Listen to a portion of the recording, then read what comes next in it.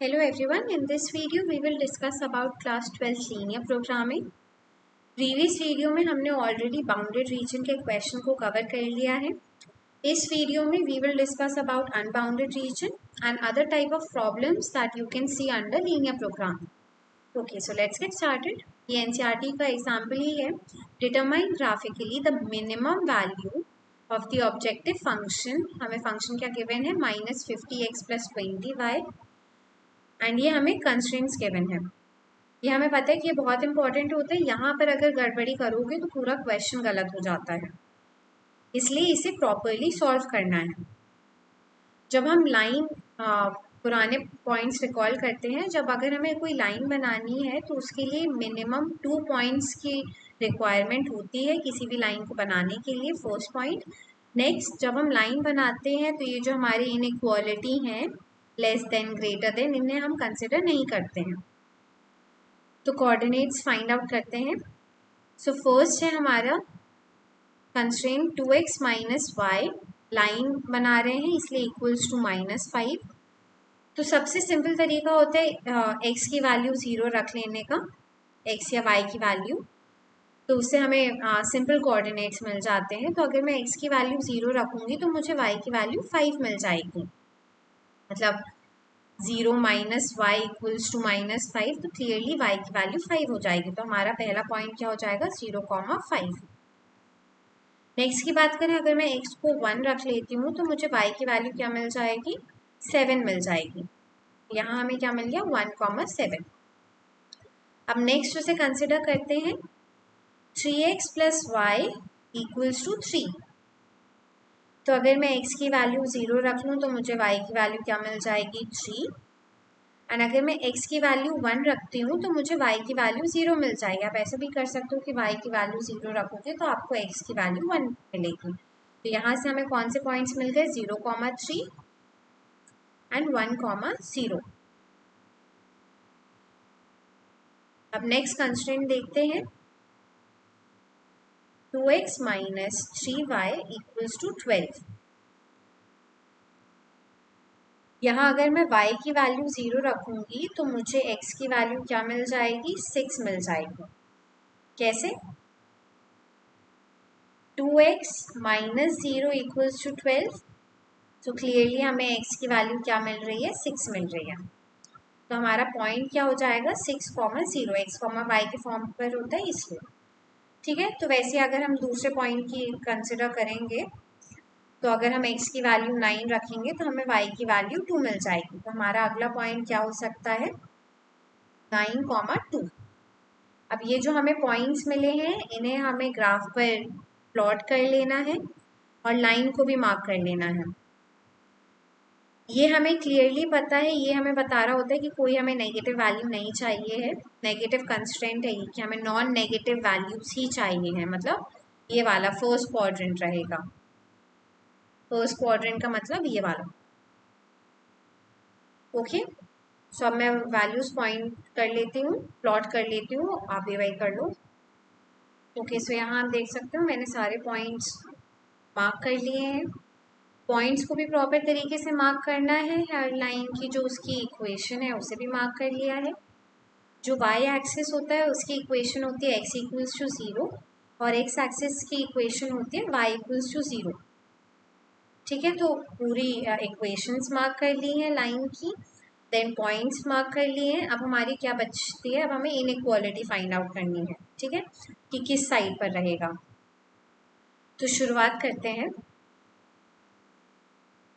हमारा क्या है 2x minus y greater than और इक्वल टू -5. तो अगर ये वाली लाइन देखो, अगर आप इसे एक्सटेंड करोगे तो ये 0,0 आएगा. अगर आपका साइड सपोज 1% अगर ये इस साइड है तो अगर आप 0,0 पुट करोगे तो वो कंडीशन सेटिस्फाई करनी चाहिए. तो जब आप ये वैल्यू पुट करोगे तो क्या मिलेगा आपको 0 इज ग्रेटर देन -5. ये कंडीशन सेटिस्फाई हो रही है, बिल्कुल हो रही है. मतलब हमारा ये डायरेक्शन सही है. ओके. तो हमने फर्स्ट इनइक्वालिटी का डायरेक्शन फाइंड आउट कर लिया. अब हमारी नेक्स्ट क्या है 3x plus y greater than equal to 3। ये हमारी कहाँ जा रही है इक्वेशन, ये जा रही है। अब आप देखो कि अगर सपोज आपका ये इस साइड होता तो आपका 0.0 मतलब ओरिजिन वाली वैल्यू उसमें रहती। तो अगर मैं वैल्यू पुट करूँ तो ये क्या हो जाएगा, 0 हो जाएगा पूरा लेफ्ट साइड वाला टर्म। एंड क्लियरली ये 3 से बड़ा नहीं है, तो हमें क्या मिल गया कि हमारी एजम्पशन गलत थी, ये ऊपर साइड पर होगा इसका डायरेक्शन। ओके, तो ये गलत डायरेक्शन रिमूव कर देते हैं। सेकेंड उसका भी हम फाइंड आउट कर चुके हैं। थर्ड हमारा 2x minus 3y less than equal to 12 है। तो अगर आप इसे देखोगे, अगर आप इसे आगे एक्सटेंड करो और अगर हम सपोज ऊपर वाला डायरेक्शन कंसिडर करते हैं तो 0,0 उसमें रहेगा। तो अगर आप इसमें 0 वाली वैल्यू पुट करोगे तो क्लियरली ये 12 से कम है, मतलब हमारी कंडीशन इस साइड पर करेक्ट हो रही है। तो ये हमें ये वाला डायरेक्शन मिल जाएगा। ओके, और जो लास्ट वाली हमारी क्या है, x greater than equal to 0 and y greater than equal to 0, इसका हम ऑलरेडी डिस्कस कर चुके हैं कि ये वाला साइड है एंड ये वाला साइड। तो ओवरऑल हमें क्या मिला, ये वाला रीजन। ठीक है, ऐसे ही लाइन ड्रॉ कर लेनी है उसमें। अब यहाँ पर हम क्या देख सकते हैं, ये हमारा अनबाउंडेड है। ठीक है, अब इस चीज़ को कंसिडर करने से पहले हम टेबल फिल करेंगे जैसे हमने लास्ट उसमें किया था। अब हमारे यहाँ बॉर्डर पॉइंट्स की बात करते हैं। तो हमारे 4 बॉर्डर पॉइंट्स हैं यहाँ पर, अनबाउंडेड है बट फिर भी हमारे यहाँ पर कौन से 4 पॉइंट्स हमें पता है जो बाउंड्री पर हैं, मतलब ओके। सो अब हम इसे मार्क करेंगे, हमारे क्या हो जाएंगे, बॉर्डर पॉइंट्स कह लो या कॉर्नर पॉइंट्स कह लो। जैसे हम टेबल पर लिखेंगे कॉर्नर पॉइंट, यहाँ हम अपना z वाला फंक्शन लिखेंगे, वो क्या है -50x प्लस 20y। ठीक है, अब हमें बॉर्डर पर क्या क्या मिला था, या कॉर्नर पॉइंट हमारा क्या था, 0,5, 0,3, देन 1,0 एंड 6,0, यही थे। ये देखो 0,5, 0,3, 6,0 एंड दिस पॉइंट वाज 1,0, 1,0। अब हमें इसके रिस्पेक्ट में z की वैल्यू फाइंड आउट करनी है। तो अगर हम -50 इंटू एक्स की वैल्यू क्या है 0 प्लस 20 y की वैल्यू क्या हमें पुट करनी है 5, तो हमें इसका आंसर क्या मिलेगा 100 मिलेगा। सिमिलरली हम पूरी टेबल फिल करेंगे तो ये हमें क्या मिल जाएगा 60 मिल जाएगा, ये हमें -50 मिल जाएगा और ये हमें -300 मिल जाएगा। प्रॉपर तरीके से सॉल्व करना है। अब हमें मिनिमम फाइंड आउट करना था, राइट। टेबल में सबसे मिनिमम वाली वैल्यू क्या है, ये है हमारी मिनिमम वैल्यू। ये हमारी मिनिमम वैल्यू होती अगर ये बाउंडेड रीजन होता, बट यहाँ अनबाउंडेड है तो डिफरेंस क्या हो जाएगा, हमारा z फंक्शन की वैल्यू लेस देन -300। मतलब अभी अगर ये बाउंडेड होता तो ये हमारी मिनिमम वैल्यू होती, बट अभी हम उसे चेक करेंगे कि -300 ही मिनिमम वैल्यू है या नहीं एग्जिस्ट करेगी। तो z की वैल्यू पुट करो -50x plus 20y less than -300।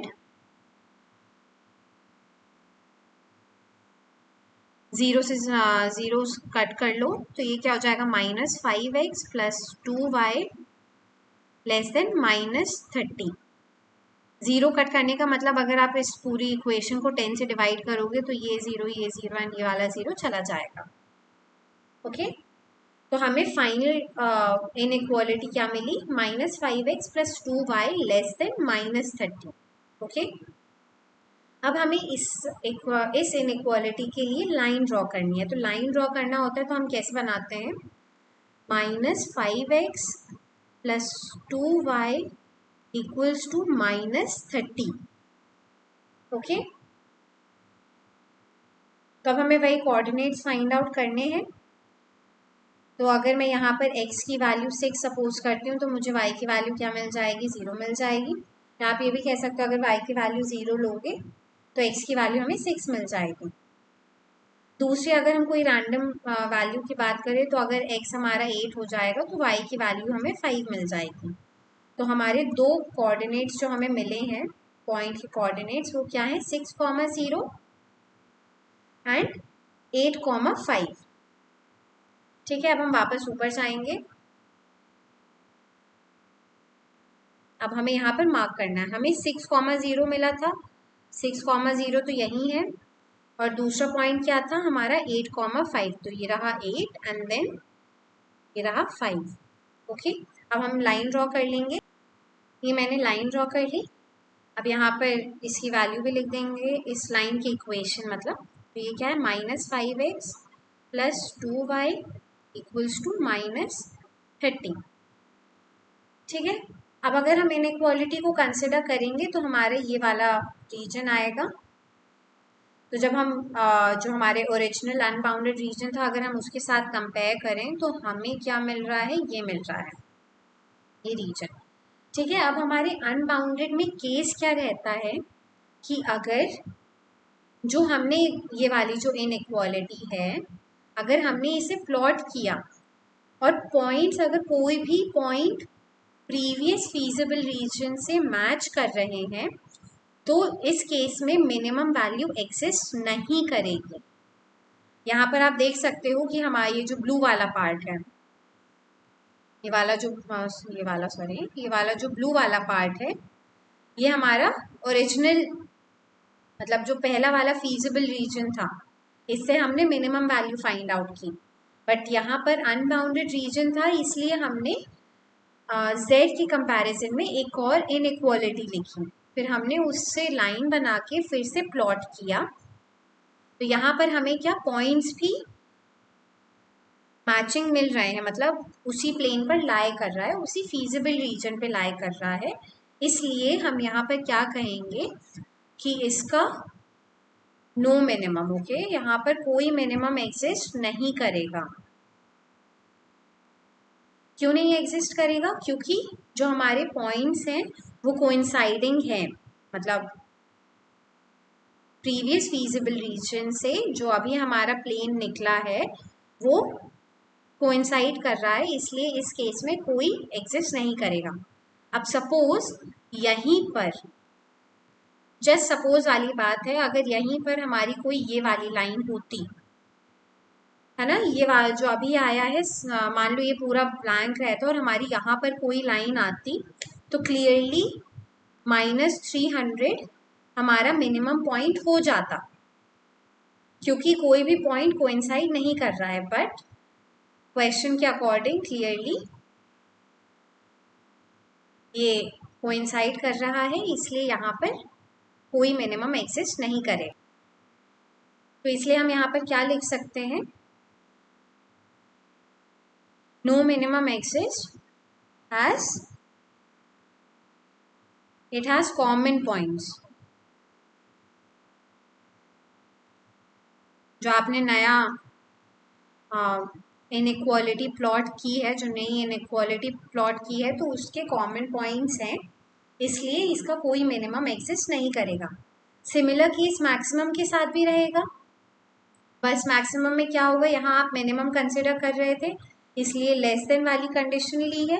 जब आप मैक्सिमम कंसिडर कर रहे होते, मान लो सपोज यहाँ आपको मैक्सिमम फाइंड आउट करना रहता मिनिमम की जगह, तो यहाँ मैक्सिमम क्या था, ये आपका मैक्सिमम था, तो हमारी इक्वेशन क्या बनती, -50x + 20y > 100, है ना। फिर इसे भी हम क्या लिख सकते थे, -5x + 2y > 10। इसकी भी लाइन प्लॉट करते, फिर इसे चेक करते, अगर इसमें वही जो हमारा पुराना रीजन है, मतलब ये वाला जो ब्लू वाला पार्ट था, अगर उस रीजन में कोई भी मतलब ये लाइन एग्जिस्ट करती तो क्लियरली इसमें कोई मैक्सिमम भी एग्जिस्ट नहीं करता। तो ये हमें क्लियर हो चुका है कि अनबाउंडेड रीजन में क्या एक्स्ट्रा चीज़ हमें करनी है। ठीक है, अब नेक्स्ट चीज़ आती है कि लीनियर प्रोग्रामिंग के अंदर कौन कौन से टाइप्स ऑफ प्रॉब्लम्स पूछे जा सकते हैं। या तो आपसे डायरेक्टली पूछा जाएगा कि मिनिमाइज करो, मैक्सिमाइज करो, और डायरेक्टली कंस्ट्रेंट्स गिवन रहेंगे। वैसी चीज़ रहेगी तो वो 3 मार्क्स के अंदर आएगी। और अगर वो उसे और एक्स्ट्रा नंबर का बनाना चाहते हैं, 4 मार्क्स का या 5 मार्क्स का, तो उसमें टाइप्स दे देंगे। मतलब इसमें आपको क्या करना रहेगा कि कंस्ट्रेंट्स भी आपको खुद से फाइंड करने हैं। तो इसमें कौन कौन से टाइप्स हो सकते हैं? मैन्युफैक्चरिंग, डाइट प्रॉब्लम या ट्रांसपोर्टेशन प्रॉब्लम। ठीक है, तो इसमें डिटेल में नहीं जाएंगे। बेसिकली 3 एग्जाम्पल लेके मैं बस आपको ये समझाना चाहती हूँ कि आपको कंस्ट्रेंट्स कैसे बनाने हैं, मतलब क्वेश्चन को रीड करके कंस्ट्रेंट्स कैसे बनाओगे। ठीक है, तो प्रॉब्लम को देखो।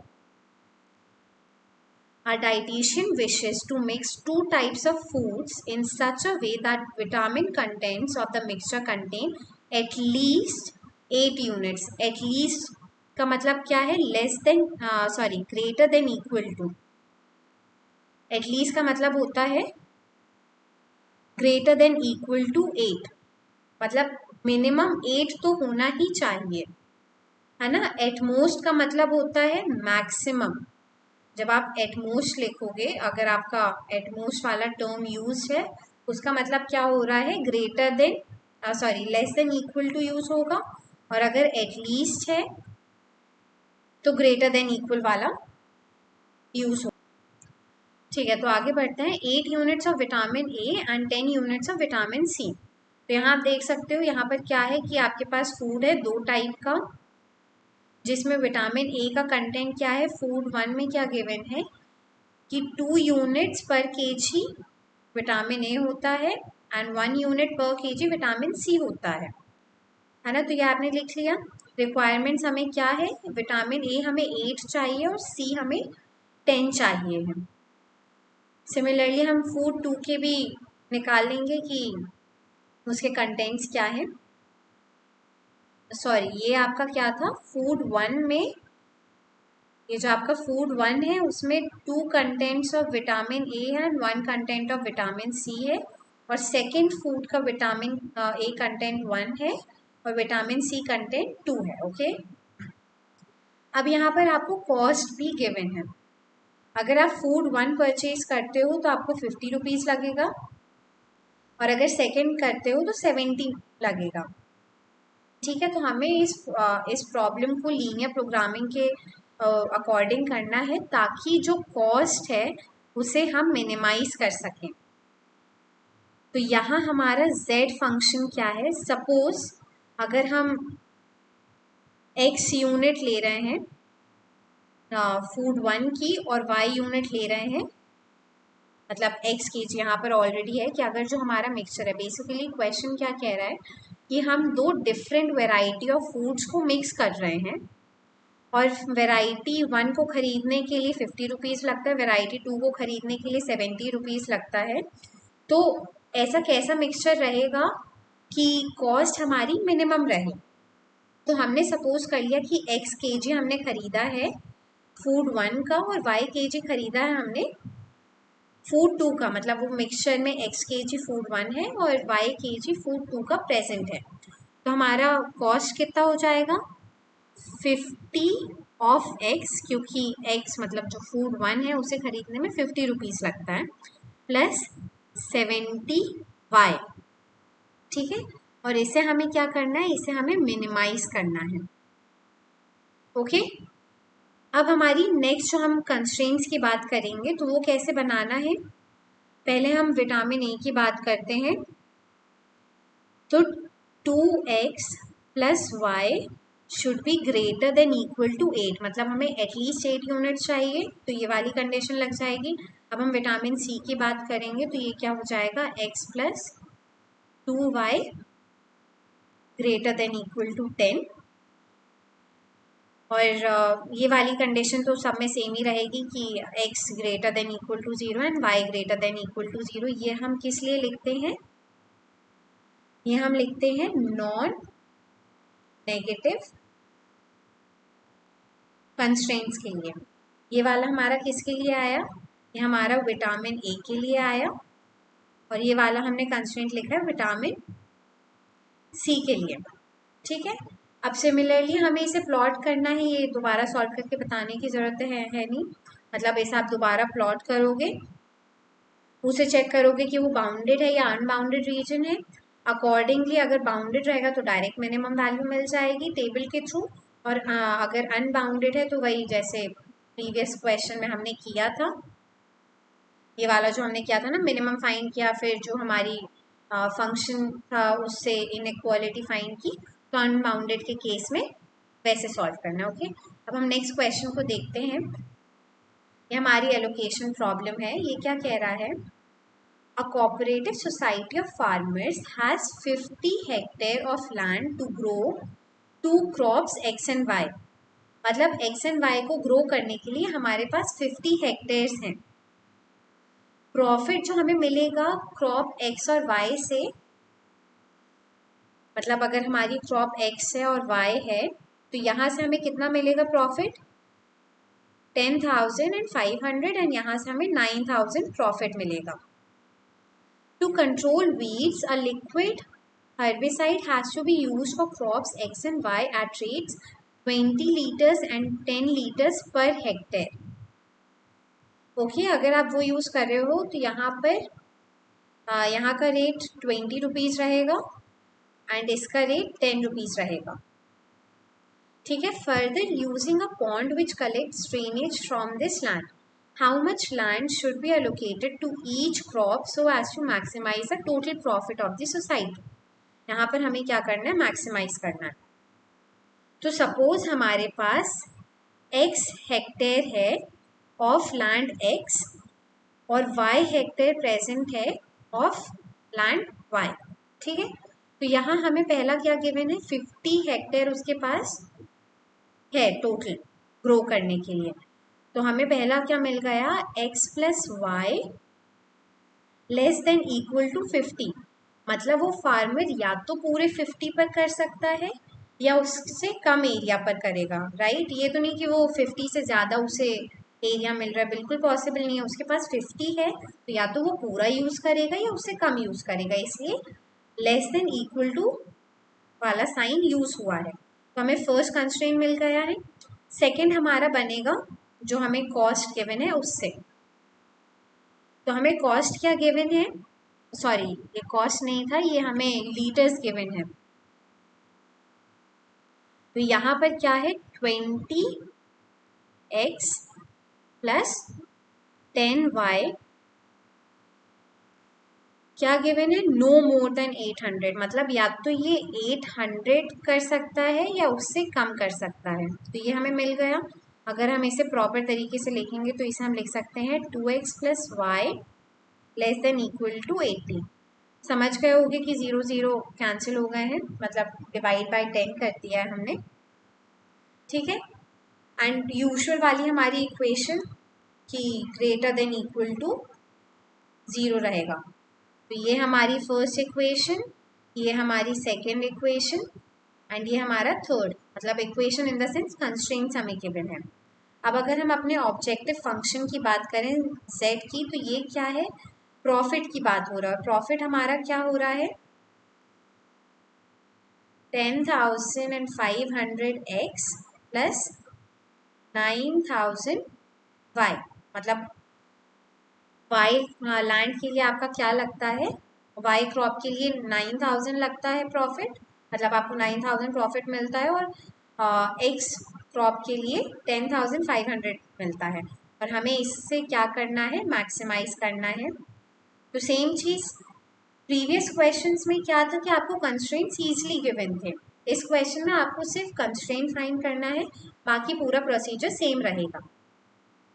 ठीक है, अब लास्ट प्रॉब्लम देखते हैं, मैन्युफैक्चरिंग प्रॉब्लम। लीनियर प्रोग्रामिंग के अंदर सिर्फ यही 3 टाइप ऑफ प्रॉब्लम्स हो सकती हैं, तो आपको क्वेश्चन रीड करके कंस्ट्रेंट बनाना आना चाहिए। ठीक है, तो इसे देखते हैं। मैन्युफैक्चरिंग कंपनी मेक्स 2 मॉडल्स, मतलब ये 2 मॉडल बनाता है ए और बी ऑफ अ प्रोडक्ट। ठीक है, ईच पीस ऑफ मॉडल ए, इसे 9 आवर्स चाहिए होते हैं। अगर हम फैब्रिकेटिंग की बात करें, अगर हम फैब्रिकेटिंग कर रहे हैं तो ए को 9 आवर्स चाहिए होते हैं, और फिनिश करने के लिए इसे 1 लेबर आवर चाहिए रहता है। मॉडल बी को क्या चाहिए रहता है, 12 आवर्स चाहिए रहता है फैब्रिकेटिंग के लिए और 3 आवर्स चाहिए रहता है फिनिशिंग के लिए। अब हमें क्या गिवन है, for fabricating and finishing maximum labour hours available are 180 and 30 respectively. Maximum मतलब ज़्यादा से ज़्यादा 180 या 30 यूज़ कर सकते हो। तो मैक्सिमम का मतलब क्या होता है, लेस देन इक्वल टू, ये क्या हो सकता है 180 या ये हो सकता है less than equal to 30। 30 finishing के लिए था, 180 फैब्रिकेटिंग के लिए था। The company makes a profit of ₹8,000 on each piece of model A. अगर हम प्रॉफिट की बात करें तो ये हमें 8,000 देता है और बी वाला हमें 12,000 देता है ऑन ईच पीस, है ना। तो how many pieces of model A should be manufactured per week to release a maximum profit, और हमें फाइंड भी करना है कि मैक्सिमम प्रॉफिट क्या है। सेम चीज़ है, तो सपोज कर लो कि 1 वीक में ए के x यूनिट्स रिलीज हो रहे हैं एंड बी के y यूनिट्स रिलीज हो रहे हैं। ओके, तो इसे हम क्या लिख सकते हैं, 9x plus 12y is less than equal to 180।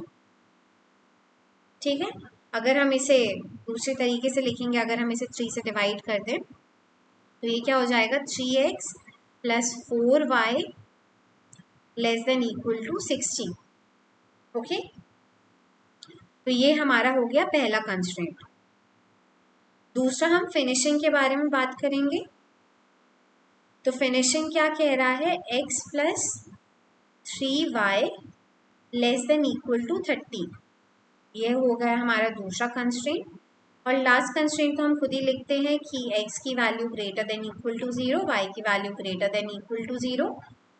Basically इसका मतलब क्या रहता है कि आप कोई भी यूनिट प्रोड्यूस कर रहे हो तो वो नेगेटिव में तो नहीं जाएगी, मतलब आप प्रोड्यूस कर रहे हो, ये थोड़ी कि आप उसे ले रहे हो, है ना। इसलिए हम ये वाली कंडीशन हर उसमें यूज़ करते हैं जब हम मैन्युफैक्चरिंग, ट्रांसपोर्टेशन या एलोकेशन कोई भी प्रॉब्लम सॉल्व कर रहे हैं, तो इसमें हम ये वाली कंडीशन इसलिए लेते हैं कि वैल्यू हमेशा पॉजिटिव साइड पर रहेगी, नेगेटिव साइड नहीं जाएगी, इसलिए ये हमारा सेकेंड क्वाड्रेंट में ही लाई करेगा। ओके, इसलिए हम ये वाली कंडीशन लिखते हैं, ये वाला कंस्ट्रेंट लिखते हैं। तो हमें 2 कंस्ट्रेंट्स मिल चुके हैं, 1, 2 एंड ये हमारा 3 जो एज यूजुअल रहता है। अब हमें क्या अपना ऑब्जेक्टिव फंक्शन लिखना है। तो z हमारा क्या हो जाएगा, 8,000 ऑफ x, क्योंकि हमारा x a के यूनिट्स हैं, प्लस 12,000 इंटू y। और इसे हमें क्या करना है, इसे हमें मैक्सिमाइज करना है। तो वही सेम कंडीशंस रहेंगी। अब इस चैप्टर में इंपॉर्टेंट चीज़ें क्या हैं, जब अगर ये वाले क्वेश्चंस रहेंगे, वर्ड प्रॉब्लम्स वाले रहेंगे, तो कंस्ट्रेंट सही से बनाने आने चाहिए। मतलब अगर आप एक बार भी लेस देन इक्वल वाला सिंबल गड़बड़ करोगे तो क्वेश्चन गलत हो जाएगा। इसलिए चेक करो, जैसे यहाँ पर गिवन था कि मैक्सिमम लेबर आवर्स इतना ही हो सकता है, इसलिए हमने less than equal to use किया। एट लीस्ट की बात होगी तो greater than equal to use करेंगे, एट मोस्ट की बात होगी तो वही less than equal to use करेंगे। तो वर्डिंग्स को प्रॉपर याद रखना है, प्रॉपर ध्यान देना है। नेक्स्ट चीज़, वैल्यूज फाइंड आउट करने में गड़बड़ी नहीं करनी है। और जब ग्राफ बनाओगे तो प्रॉपरली लाइंस की इक्वेशन मार्क करनी है, ये जो कोऑर्डिनेट्स हैं वो मार्क करने हैं, और सिर्फ ऐसे लाइन ड्रॉ करके ही एक्सप्लेन कर देना है, उसमें ज़्यादा डिटेल इंक्लूड करने की ज़रूरत नहीं है। I hope I am making my self very clear. Okay, so unbounded, bounded सारे प्रॉब्लम्स कवर हो चुके हैं। सो यहाँ पर लीनियर प्रोग्रामिंग वाला कॉन्सेप्ट कंप्लीट होता है। Okay, so thank you for watching.